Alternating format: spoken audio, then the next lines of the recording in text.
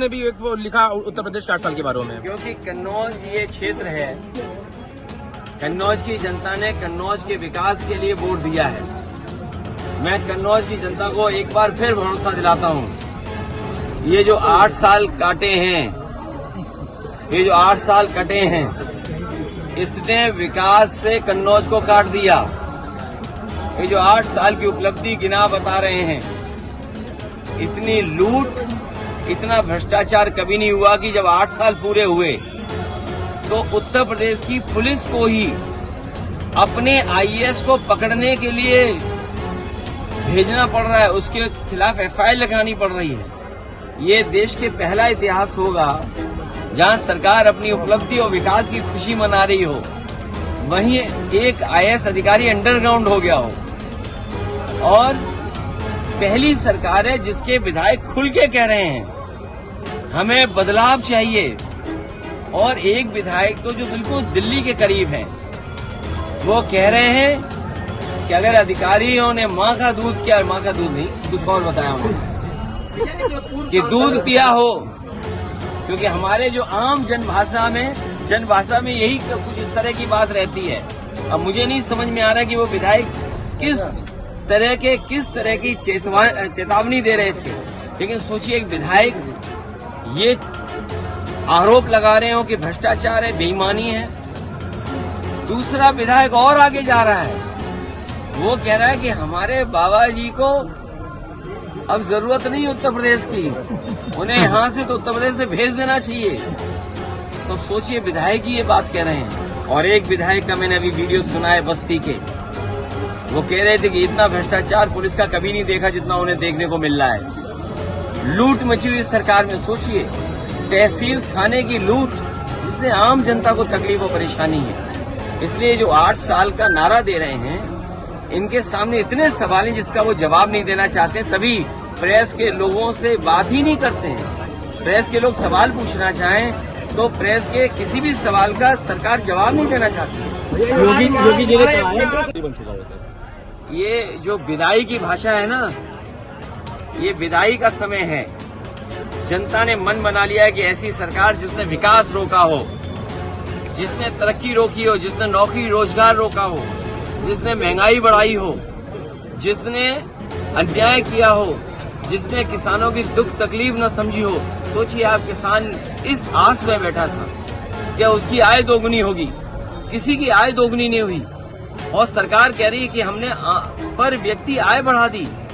उनके जो आसपास रहते हैं, जो कहते हैं ना कि जमीन जब खरीदने जाए कि ब्लैक में कि व्हाइट में, मुझे ये लगता है कि सरकार के आसपास जो लोग हैं उनकी आय तो कई गुना बढ़ गई, लेकिन आम जनता की आय नहीं बढ़ी। और हमारे पत्रकार साथी बेहतर समझेंगे, कोरोना के समय जो आपकी कटौती हुई, जो आपके वेतन की कटौती हुई, वो आज भी पूरी नहीं हो पाई। तो सोचिए, आय दोगुनी जब हमारे पत्रकारों की नहीं हो रही है तो किसानों की नहीं हुई, तो सरकार में जो आसपास रहते हैं मुख्यमंत्री जी, उनकी तो आय दोगुनी हो गई होगी। क्योंकि कभी 50 करोड़ रुपया पकड़ा जा रहा है, कभी आईएएस पे ये आरोप लग रहा है कि तुमने वसूली ज्यादा कर ली। वो वसूली का सवाल नहीं था, वो जो बंटवारे में झगड़ा होता है, अमूमन हम देखते हैं कि झगड़ा तब होता है जब बंटवारा ठीक से न हो। ये बंटवारा जो ठीक से नहीं हुआ, उसकी वजह से ये झगड़ा दिखाई दे। देखिए, ये टोपी जब से नेताजी ने दी हमें, तब से मैं लगा रहा हूँ। हम उनमें से लोग नहीं है जो टोपी बदलते हों। और मैं तो कहूँगा आपसे, मेरा नौजवान साथी लग रहा है, ये गूगल करे कि सबसे ज्यादा बदलने वाला टोपी वाला नेता कौन है।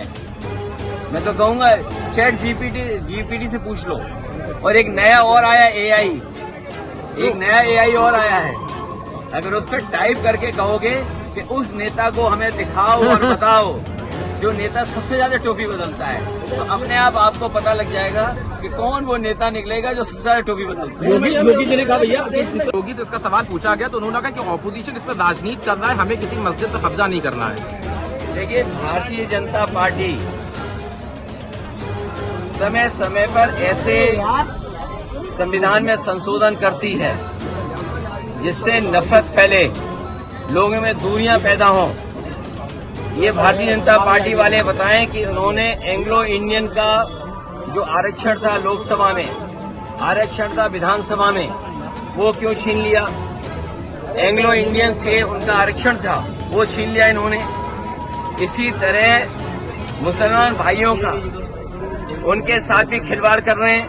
और भारतीय जनता पार्टी वाले ये बताएं, जो ज्यादा बोलते हैं, उन्हें उत्तराखंड में अगर प्लॉट लेना हो, हमारे पत्रकार साथियों, आपको पता है अगर उत्तराखंड में प्लॉट लेना होगा तो कितना बड़ा प्लॉट मिलेगा, जितना लोहिया आवास का हम गरीबों को देते थे। तो बताइए, आपके ही बगल के प्रदेश में ऐसे कानून बन रहे हैं, ऐसा संशोधन हो रहा है कि हम और आप लोग अगर उत्तराखंड जाना चाहें तो हमें आप घर नहीं ले सकते वहां पर। तो भारतीय जनता पार्टी भेदभाव बढ़ाती है, खाई पैदा करना चाहती है, लोगों को डराना चाहती है, नफरत पैदा करना चाहती है।